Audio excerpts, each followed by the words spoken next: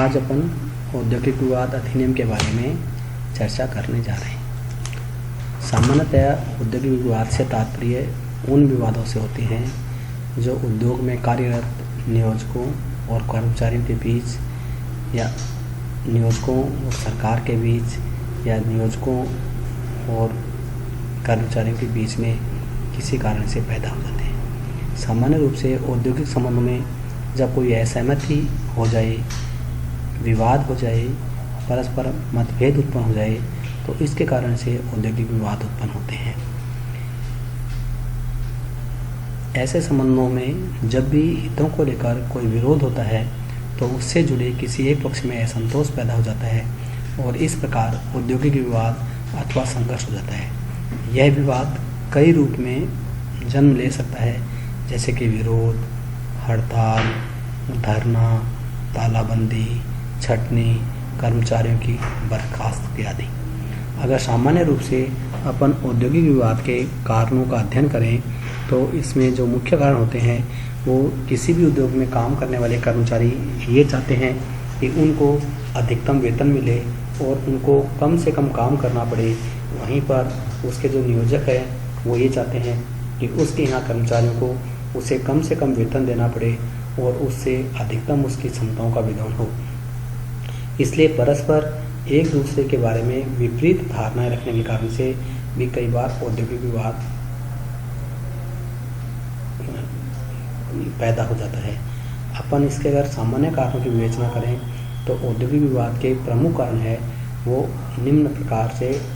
हो सकते हैं। सबसे पहला है अधिक वेतन और भत्तों की मांग करना। जब कोई कर्मचारी अथवा कर्मचारियों का समूह है अथवा कर्मचारी संगठन जिस वेतन पर वर्तमान में कर्मचारी जो मांग कर रहे हैं उनमें संशोधन करने के लिए, उनमें बढ़ोतरी करने के लिए,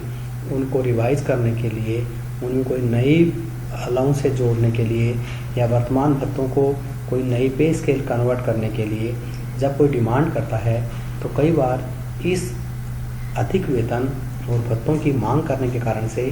श्रमिकों के द्वारा जब इस प्रकार की मांगें की जाती है और उनकी मांगें अगर पूरी करने में नियोजक असमर्थ होते हैं या समर्थ होने के बावजूद भी उन्हें मना कर देते हैं तो औद्योगिक विवाद का सबसे बड़ा कारण बन के खड़ा हो जाता है, वो हो जाता है अधिक वेतन और भत्तों की मांग करना। दूसरा जो औद्योगिक विवाद का प्रमुख कारण है वो ये है बोनस का भुगतान करने और उसकी दर निर्धारित करने की मांग करना। सामान्यतः बोनस श्रेष्ठ कार्य का परिणाम है। जब कोई भी कर्मचारी अपने क्षमता से उपक्रम जब लाभ में चलता है तो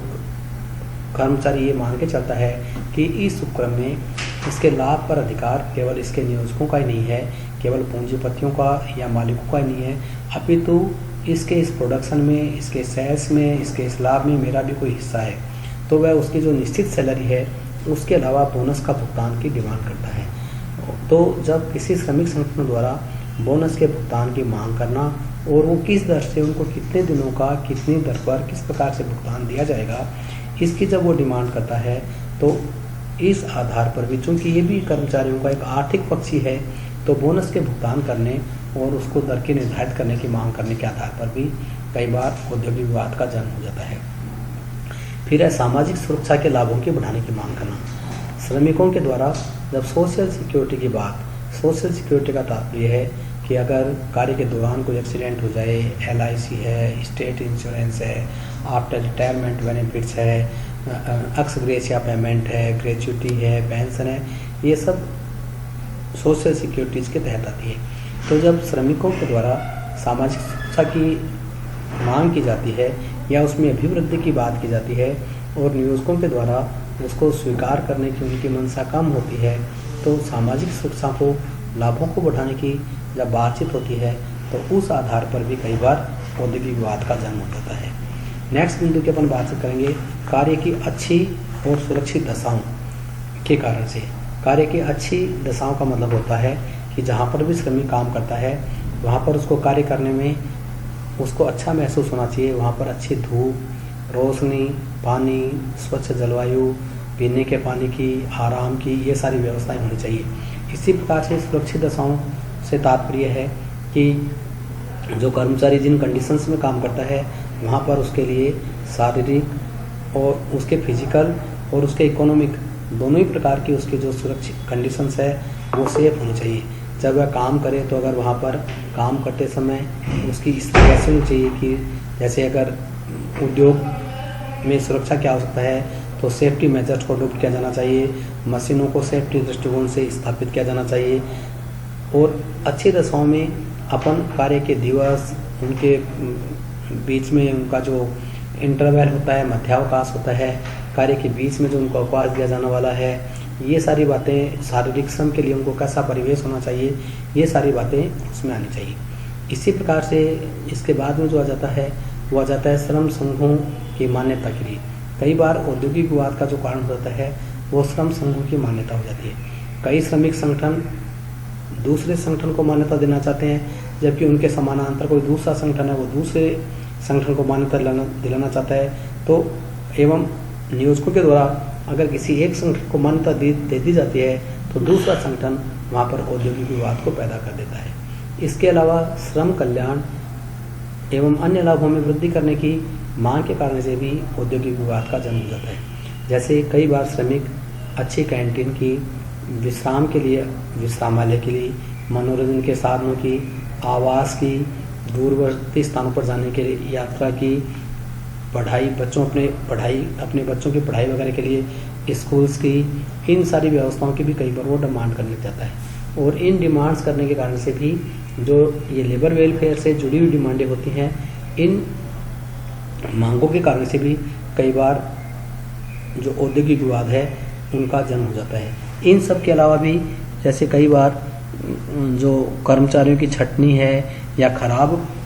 कार्मिक प्रबंध है, जैसे जो पर्सनल मैनेजमेंट है वो प्रॉपर नहीं है, उनका कर्मचारियों के साथ मानवीय व्यवहार नहीं है, वो कर्मचारियों के साथ में केवल उनको उत्पादन की मशीन मानते हैं। कई बार परस्पर जो विरोधी विधायी उपाय होते हैं, जब कानून है, जब श्रमिक संगठन एवं नियोजक एक दूसरे के विरोध में जब कोई कानूनी लीगल एक्ट्स लेने लग जाते हैं, जो सरकारी नीतियाँ होती हैं वो भी कई बार एक दूसरे के विरोध में जाती है।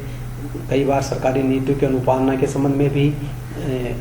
नियोजकों में और श्रमिकों में विवाद पैदा होता है। और इसी प्रकार से कई प्रकार के जो साइकोलॉजिकल फैक्टर्स होते हैं, जैसे कर्मचारी द्वारा अभिव्यक्ति की स्वतंत्रता मांगना, उसकी पर्सनल अचीवमेंट की बात करना, उसकी प्रमोशन की बात करना, उसके ट्रांसफ़र की स्थिति करना, उनका कई बार उनकी जो आकांक्षा होती है श्रमिकों की, उनकी तुष्टि के लिए उनको अवसर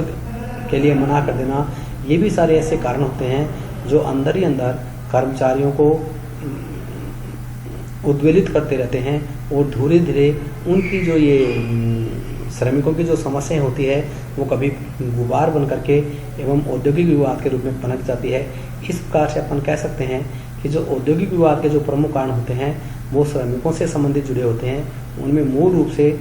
कुछ आर्थिक कारण होते हैं, कुछ उनके सामाजिक कारण होते हैं, कुछ उनके प्रशासनिक कारण होते हैं। आर्थिक कारणों में जिनका वेतन से संबंध होता है, जिनका मौद्रिक संबंध होता है, सामाजिक कारणों से जो उनके सामाजिक पद, प्रतिष्ठा, मान को बढ़ाने वाला कारण होते हैं, और जो उनके साइकोलॉजिकल कारण होते हैं वो उनके अहम को संतुष्टि प्रदान करना, उनको उनके स्टेटस को बनाए रखना,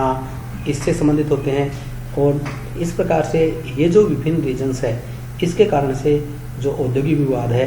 इनका जन्म होता है। और इन औद्योगिक विवादों के समाधान के लिए हमारे देश में औद्योगिक विवाद अधिनियम की स्थापना की गई है, जिसकी अपन चर्चा नेक्स्ट टर्न पे करेंगे। Thanks to all member.